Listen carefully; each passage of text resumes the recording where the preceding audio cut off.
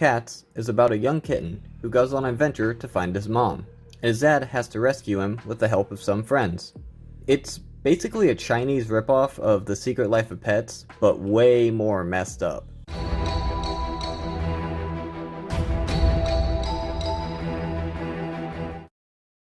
It starts off with Blanket and his owner finding a stray and bringing him inside, and it draws attention to this marble that completely isn't important for later. See how dark and depressing this opening scene is? Well, it doesn't get any better. Blanket and the stray cat find a group of other stray cats and decide, this lady's nice, let's bring all the other cats in for her to take care of. Yeah, she gets mad and kicks them all out. So Blanket goes looking for him, and it shows all of these horrible things that happened to him while he was lost. And if you think this is depressing, you haven't seen anything yet. It then goes forward a few years, and he now has a son named Kate.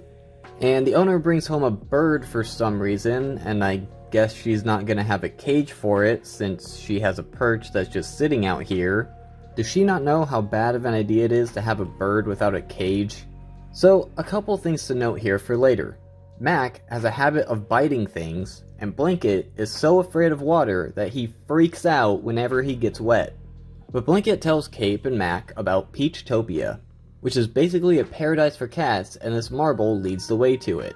But it also leads the way to this place. You think I'm an idiot? A feline Peachtopia? This bird talks and sounds like this throughout the entire movie, and it's like nails on a chalkboard. And almost every other character has this flat, monotone voice, except for Blanket sometimes. Then Kate brings up his mom, and he wants to go find her. We'll see how that works out.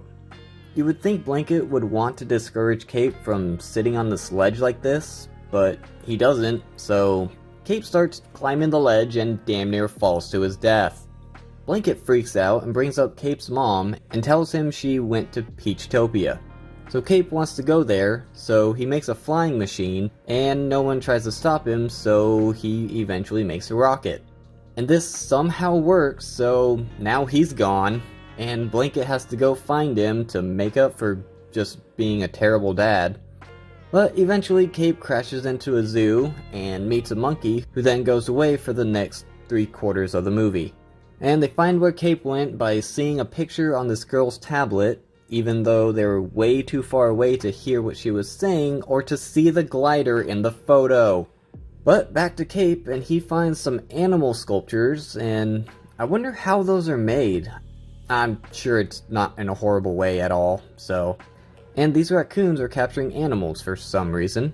We'll find out later. And we finally get a look at the main villain, who is the sculptor maker. But I don't think he has a name, so I'll just call him the sculptor. For some reason, he wants this bead back because his work and business are suffering without it. I really don't know why, but it's about as close as I came to understanding this stupid plot point. And I guess these raccoons are working for him because, screw it, sure. We go back to Blanket and Mac, and they follow this girl's car onto a boat. They try to steal her tablet, but it gets taken away by a seagull, and Mr. I'm deadly afraid of water basically jumps into the river, and now he's perfectly fine being in water, and well, this tablet's ruined. I have no idea how this thing still works, or how it doesn't have a single scratch on it until it literally breaks. I hope it's backed up. How the hell is he gonna get a backup of it?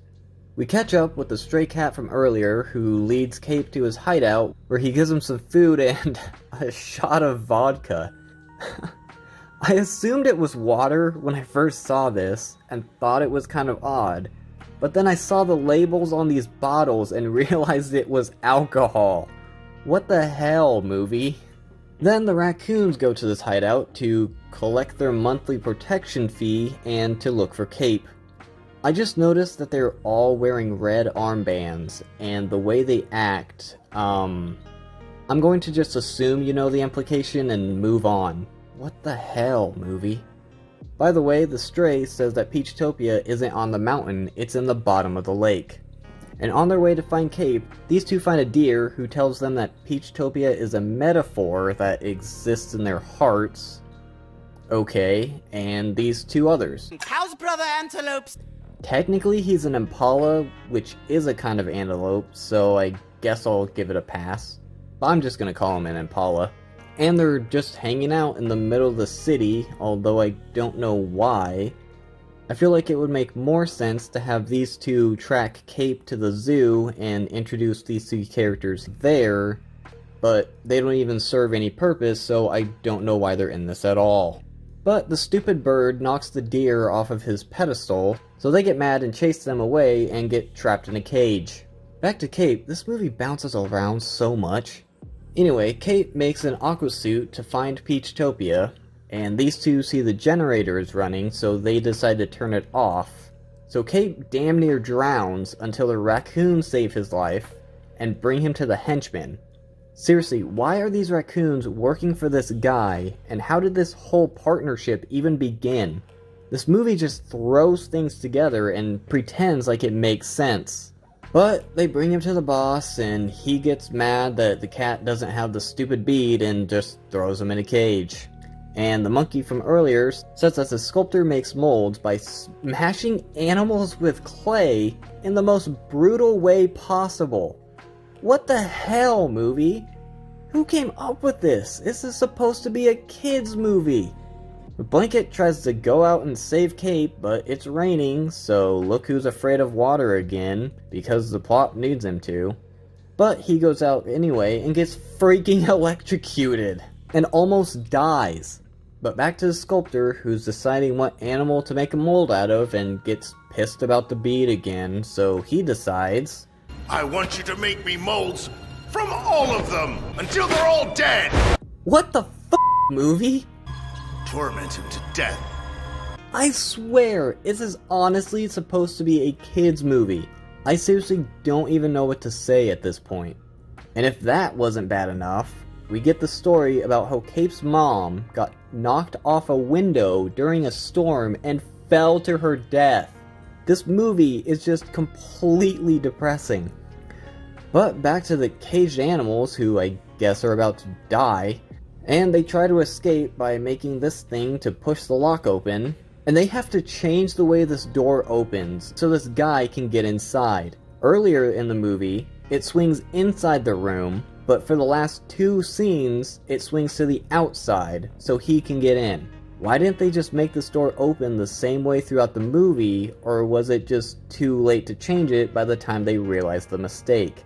But after finding where Cape is, and more meaningless stuff with the raccoons, Blanket and Mac go to save him. But Cape is in the molding chamber, and after getting molded, the goons think Cape is dead, so they put him in a bag and throw him on a conveyor belt to an incinerator.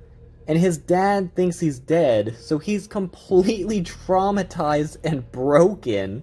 But Cape escapes, but Blanket doesn't see that he does, so he basically lets himself get caught and brought to the sculptor. So Cape wants to go rescue his dad, but the stray tells him there's no hope, and to get him to listen to him, he decides he's going to tell Cape that his mom died a long time ago. This movie is so messed up, but the stray meets with the raccoon and makes a deal to trade Cape and the bead for Blanket, but at the trade, he decides instead he's going to burn them. God. I can't tell if I love or hate this movie. What kind of logic are they using? But they managed to release the captive animals, and the ones on this side weren't even locked. Why did they never escape? And they used this sculpture to escape through some elaborate plan that they never even discussed or made sense, especially since these two were never even at the factory to get their part. And this guy is strong as shit. But they finally get into the river, and this guy finally gets his dumbass bead and then drowns. So what was so special about this thing? It's just an ordinary glass bead. You know what? Screw you, movie. And he was the stray's owner, which wasn't blatantly obvious from the beginning. And they finally make it to Peachtopia, so happy ending, right? Well, allow me to ruin this for you. Throughout this movie, Peachtopia goes from on top of a mountain to the bottom of a river to being a metaphor for the state of mind. And characters keep telling Cape that his mom went to Peachtopia, but she's dead. They plunge this giant sculpture into the river, but then run into a strong current and the screen goes black. And the next thing you see is Blanket waking up, and most of the animals are out of the sculpture unconscious. The impala's face is even underwater, and Peachtopia is the picture of paradise with all these weird cat-like creatures. So following the themes of this movie, I'm pretty sure they all drowned and this is their afterlife. But the last thing that happens is Blanket decides he's gonna go home, and Cape wants to go with him. But he tells him no and to go explore the world on his own.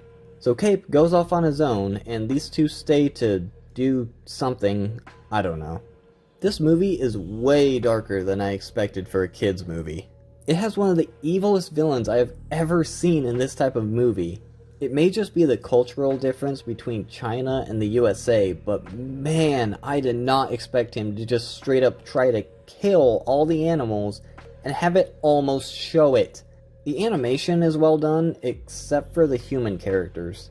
The animals look good with the detail in their faces and the fur, and they even look wet when they get into water.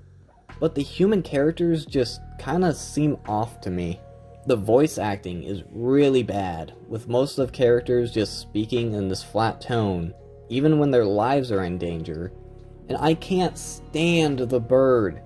Her voice sounds like it's shrieking, and I feel like she never shuts up whenever she's on screen.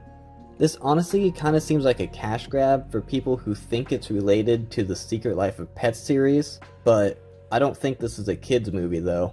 Don't forget to do the YouTube stuff, and thanks for watching.